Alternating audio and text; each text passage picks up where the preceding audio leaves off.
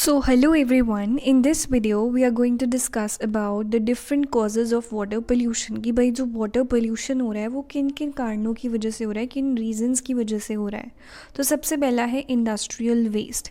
Industries क्या करती हैं, जो भी अपना वेस्ट होता है उसको डिस्पोज ऑफ कर देती हैं, केमिकल्स को डिस्पोज ऑफ कर देती हैं into the water. So industries जो हैं बहुत ज़्यादा जो वेस्ट है उसको डायरेक्टली, जो कि टॉक्सिक केमिकल्स होते हैं, पोल्यूटेंट्स होते हैं, उनको क्या करती है, डिस्पोज ऑफ कर देती है इन दी वाटर। एंड इसके अंदर लेड, मर्करी, सल्फ़र, नाइट्रेट्स और भी जो हार्मफुल केमिकल्स हैं वो होते हैं। देखो यहाँ पे देखो, इंडस्ट्रीज़ जो है कितने गंदे केमिकल्स जो हैं डायरेक्टली वाटर बॉडी के अंदर डिस्पोज कर रही हैं। तो इससे क्या हो रहा है, वाटर पोल्यूशन हो रहा है। So many industries they do not have a proper waste management system, और वो डायरेक्टली क्या करते हैं, फ्रेश वाटर के अंदर जो ये वेस्ट केमिकल्स हैं उनको फेंक देते हैं, डिस्पोज ऑफ कर देते हैं। अब इससे होता क्या है, दिक्कत ये है कि जो उस पानी के अंदर एनिमल्स रह रहे हैं, जो फिशेस रह रही हैं, वो एक्वेटिक लाइफ जो है, मतलब जो एक्वेटिक प्लांट्स हैं, एक्वेटिक एनिमल्स हैं, वो क्या हो जाएंगे, उनको दिक्कत आएगी, उनको सफोकेशन होगी, डिज़ोल्व ऑक्सीजन लेवल जो है वो कम हो जाएगा। एंड टॉक्सिसिटी होती है ना, ये जो केमिकल्स होते हैं काफ़ी ज़्यादा टॉक्सिक होते हैं, तो उससे पानी की क्वालिटी के ऊपर भी फ़र्क आएगा, कलर चेंज हो जाएगा पानी का, यूट्रोफिकेशन हो जाएगी। यूट्रोफिकेशन, अगर आपने डिटेल लेक्चर देखना है यूट्रोफिकेशन का तो उसका लिंक आपको डिस्क्रिप्शन में मिल जाएगा। सो हमने ये लास्ट लेक्चर में कवर किया था। नाउ नेक्स्ट है सीवेज एंड वेस्ट वाटर। भाई सीवेज और जो वेस्ट, हमारे घर से जो सीवेज है, जो एक्सक्रीटा है, जो भी हमारा किचन का गंदा पानी होता है, तो ये पानी जो है सीवर में जाता है, और ये जो सीवर होता है उसका फिर ट्रीटमेंट किया जाता है, वेस्ट वाटर ट्रीटमेंट प्लांट के ऊपर भी मैंने डिटेल लेक्चर लिया हुआ है। अगर आपने नहीं देखा है तो उसका लिंक भी आपको डिस्क्रिप्शन में मिल जाएगा। सो अब इसको क्या किया जाता है, सीवेज ट्रीटमेंट प्लांट में जो सीवेज होता है उसको ट्रीट किया जाता है, केमिकल ट्रीटमेंट होता है, बायोलॉजिकल ट्रीटमेंट होता है, बहुत सारे बैक्टीरियाज होते हैं जो इस सीवेज के ऊपर एक्ट करते हैं। एनारोबिक स्लज डाइजेस्टर के अंदर हमने देखा था। सो अब जो हमारे पास क्या होता है, यहाँ पर सेकेंडरी इफ्लुएंट होता है। अगर आपको वेस्ट वाटर ट्रीटमेंट प्लांट नहीं पता है तो आपको ये समझ नहीं आएगा कि सेकेंडरी इफ्लुएंट क्या है, प्राइमरी इफ्लुएंट क्या है, तो आप पहले उसे देखिए। सेकेंडरी इफ्लुएंट को डायरेक्टली वाटर बॉडी के अंदर क्या कर दिया जाता है, डिस्पोज ऑफ कर दिया जाता है, और जो एक्टिवेटेड स्लज होता है उसको आगे फर्दर एनारोबिक स्लज डाइजेस्टर में जाके हमने ट्रीट करा था। Next is mining activities. Mining में क्या किया जाता है, जो पत्थर होते हैं उनको क्रश किया जाता है, एंड एक्सट्रैक्शन होता है कोयले का एंड अदर मिनरल्स का from the underground.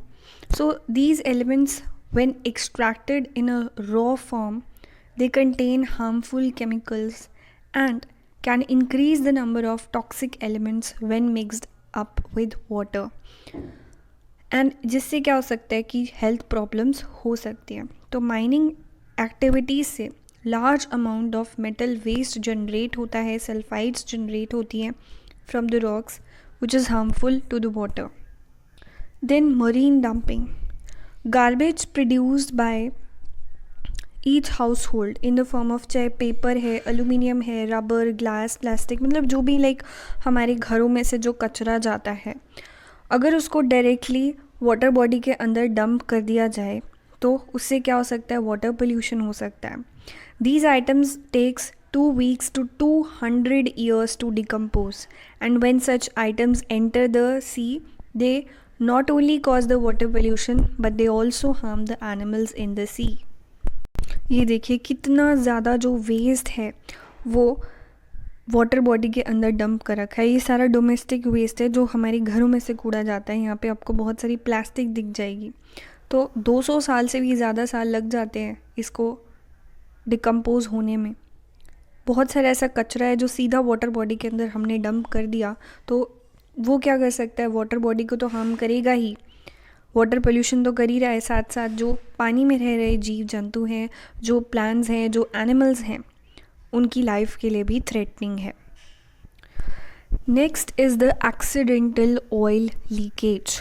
Oil leakage, अगर ऑयल स्पिल हो जाता है, एक्सीडेंटली ऑयल स्पिल अगर हो जाता है और सी के अंदर चला जाता है, ऊपर ऑयल जो है वो तैरेगा, तो उस it does not dissolve with water, thereby open problem for the marine wildlife, जैसे फिशेज़ हो गया, बर्ड्स या अदर जो हमारे पास एनिमल्स हैं. So for example, a ship carrying a large quantity of oil may spill oil if met with an accident and can cause varying damage to the species in the ocean depending on the quantity of oil spill, size of the ocean and toxicity of the pollutant. ये देखिए, अगर accidentally क्या हो जाता है ship में जिसमें हम ऑयल कैरी करके लेके जा रहे थे, एक्सीडेंटली अगर ऑयल जो है स्पिल हो जाता है वाटर बॉडी के अंदर, देखिए पूरे समुद्र के ऊपर जो है ऑयल का लेयर बन चुका है. तो ये जो लेयर बन चुका है, इससे क्या होगा कि ये पानी के अंदर तो डिज़ोल्व होता नहीं है, ये सनलाइट को पेनिट्रेट नहीं करने देगा वाटर के अंदर, जिसकी वजह से जो एक्वेटिक प्लांट्स हैं वो मरने लग जाएंगे. एक्वेटिक प्लांट्स मरेंगे तो जो एनिमल्स उनके ऊपर डिपेंडेंट थे वो भी मरेंगे, और पूरी जो फूड चेन है वो डिस्टर्ब हो जाएगी. बर्निंग ऑफ फॉसिल फ्यूल्स जैसे coal, oil, when burn produces ash in the atmosphere. And ये जो पार्टिकल्स होते हैं ना, इसमें काफ़ी ज़्यादा टॉक्सिक केमिकल्स होते हैं जो अगर पानी के साथ मिल जाए, वाटर वेपर्स के साथ मिल जाए, तो क्या फॉर्म कर लेते हैं, एसिड रेन. एसिड रेन में क्या होता है, मान लो सल्फ़र डाइऑक्साइड है, वो वाटर वेपर्स के साथ जुड़ेगी, कंबाइन होएगी, तो it will form the H2SO4 sulphuric acid, जो कि फिर पानी के साथ नीचे आ जाएगा, and that is known as the acid rain. ऐसी नाइट्रोजन ऑक्साइड वो रिएक्ट करेगी वाटर वेपर्स के साथ में और नाइट्रिक एसिड बनेगा और वो एज एसिड रेन नीचे आ जाएगा. So then chemical fertilisers and pesticides. Farmers क्या करते हैं, अपनी क्रॉप को प्रोटेक्ट करने के लिए फर्टिलाइजर्स का यूज़, पेस्टिसाइड का यूज़ करते हैं. सो प्लांट की ग्रोथ के लिए तो हेल्पफुल है, लेकिन ये केमिकल्स अगर पानी के साथ में मिक्स हो जाए तो वो हार्मफुल होते हैं for the plants, for the animals. Also जब बारिश आएगी तो ये जो केमिकल्स हैं वो रेन वाटर के साथ मिक्स हो जाएंगे एंड वो नीचे सीप इन हो जाएंगे, ग्राउंड वाटर को पोल्यूट कर सकते हैं, या फिर वो रिवर्स के अंदर अगर मिक्स हो जाते हैं, चले जाते हैं, तो उससे भी सीरियस डैमेज हो सकता है एनिमल्स को, एक्वेटिक लाइफ को. Then leakage from the sewer lines. Small leakage from the sewer lines can also contaminate the underground water. भाई आपको पता है कि जो सीवर की लाइन होती है, हमारे घरों में क्या लगा हुआ है, अर्बन एरियाज़ में सीवर सिस्टम है, तो अंडरग्राउंड ही पाइप्स होते हैं, अंडरग्राउंड ही पाइप्स होते हैं. आपने जो सुबह एक्सक्रीटा निकाला वो आपको दिखेगा नहीं, वो पाइप्स के थ्रू जो है नीचे ही नीचे जा रहा है, ठीक है.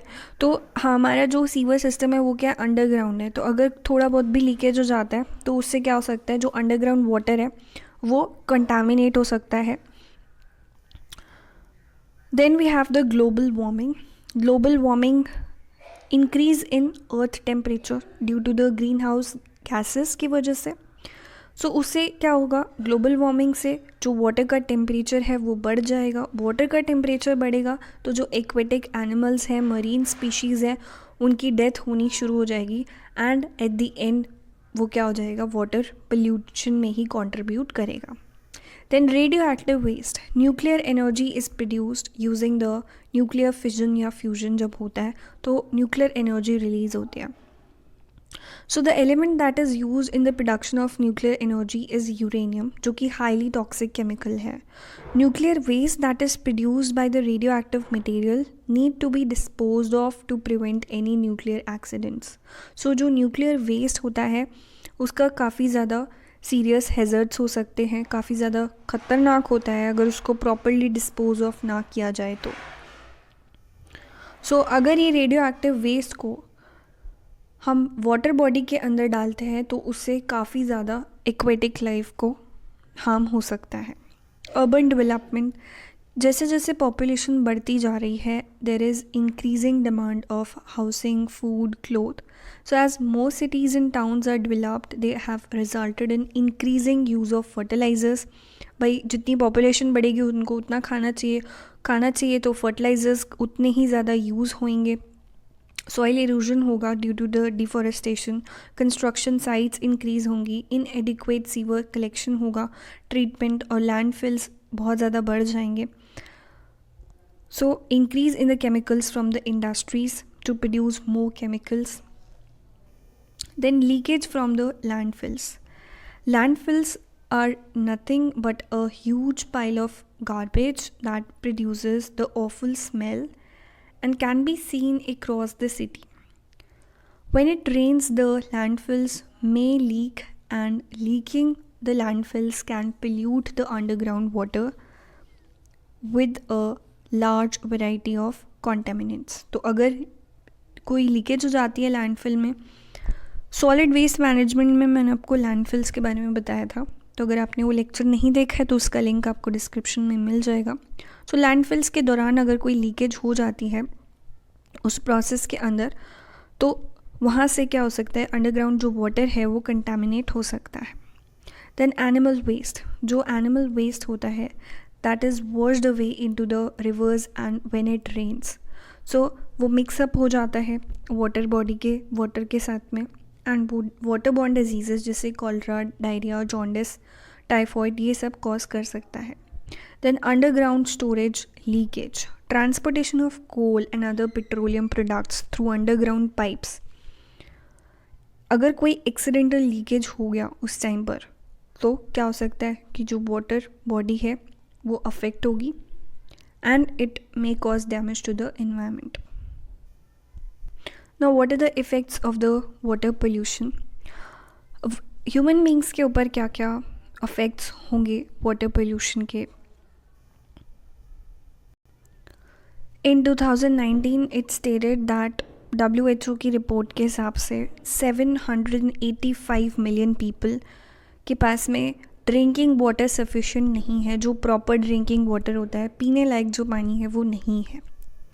सो बहुत सारी जो वाटर से रिलेटेड डिजीज़ेज़ हैं वो हो सकते हैं अगर पीने लायक पानी नहीं है तो, जैसे कॉलरा है, जॉन्डिस है.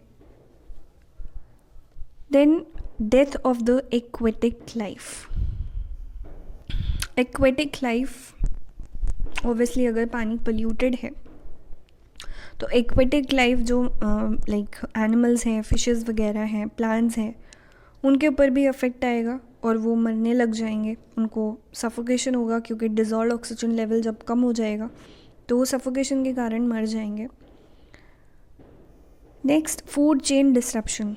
फूड चेन क्या हो जाएगी, डिसरप्ट हो जाएगी. पोल्यूटेंट्स क्या करते हैं, फूड चेन को डिसरप्ट कर देते हैं, क्योंकि क्या होगा, जो टॉक्सिन्स हैं वो वन लेवल से दूसरे लेवल पर मूव करेंगे, जिसको हम बायोमैग्निफिकेशन बोलते हैं. बायोमैग्निफिकेशन में मैंने ऑलरेडी डिटेल में आपको पढ़ा रखा है. अगर आपने नहीं देखा है तो आपको लिंक डिस्क्रिप्शन के अंदर मिल जाएगा. Then destruction of the ecosystem. Introduction और elimination of certain micro organism will disturb the ecosystem. Nutrient pollution, for example, lead to the increase in algal bloom. Guys, algal bloom हो सकता है, क्या हो सकता है, algal bloom हो सकता है, eutrophication हो सकता है. eutrophication and algal bloom I have already discussed about this also, so link will be given in description, आप वहाँ से चेकआउट कर सकते हैं. algal bloom क्या होता है कि पानी जो है, पानी के ऊपर एक लेयर बन जाती है. थोड़ा सा मैं आपको बता देती हूँ. सो एक्सेसिव न्यूट्रिएंट्स होने की वजह से, कि ड्यू टू द फर्टिलाइज़र्स और एग्रीकल्चरल रन ऑफ से जो एक्सेसिव न्यूट्रिएंट्स हैं वो ऐड ऑन हो रहे हैं वाटर बॉडी के अंदर, दैट इज़ द यूट्रोफिकेशन. अब उससे क्या होता है कि जो एल्गे है उसकी ग्रोथ प्रमोट होती है, एंड वो जो एल्गे है वो पूरी वाटर बॉडी को क्या कर लेता है, मतलब एक्सेसिव ग्रोथ होती है एल्गे की, एंड वो एक परत सी बना लेता है, एक लेयर सी बना लेता है over the surface of the water, and this is known as algal bloom. अब इससे क्या होता है कि जो सनलाइट है वो वाटर बॉडी के अंदर पेनिट्रेट नहीं कर पाएगी, सनलाइट अंदर नहीं जा पाएगी, तो जो एक्वेटिक प्लांट्स हैं वो मर जाएंगे. एक्वेटिक प्लांट्स मर जाएंगे, फाइटोप्लैंक्टन्स मर जाएंगे, तो वो जो हमारे पास फिशेस वगैरह हैं वो भी क्या हो जाएंगी, मर जाएंगी. डिज़ोल्व्ड ऑक्सीजन लेवल कम हो जाएगा, एंड एट द एंड आप कह सकते हो कि पूरा जो हमारे पास फूड चेन है वो क्या हो चुकी है, डिस्टर्ब हो चुकी है. सो अगर आपको एल्गी ब्लूम का कंट्रोल और उसका प्रोसेस जो है देखना है, यूट्रोफिकेशन के बारे में डिटेल में पढ़ना है, तो उसका लिंक आपको डिस्क्रिप्शन में मिल जाएगा. So what are the remedies for the water pollution. अब वाटर पोल्यूशन को अब हमने कॉजेज़ देख लिए, ठीक है, हमने देख लिया, इफ़ेक्ट्स देख लिया. अब कंट्रोल कैसे करा जा सकता है, तो वेस्ट वाटर ट्रीटमेंट हम करेंगे. वेस्ट वाटर ट्रीटमेंट किस तरीके से होता है, वेस्ट वाटर ट्रीटमेंट किस तरीके से होता है, इसका पूरा प्रोसीजर मैंने लास्ट लेक्चर में आपको पढ़ाया था. तो अगर आपने नहीं देखा है तो उसका लिंक भी आपको डिस्क्रिप्शन में मिल जाएगा, आप वहाँ से देख लीजिए. ठीक है जी, तो that's all for today. Thank you and have a good day.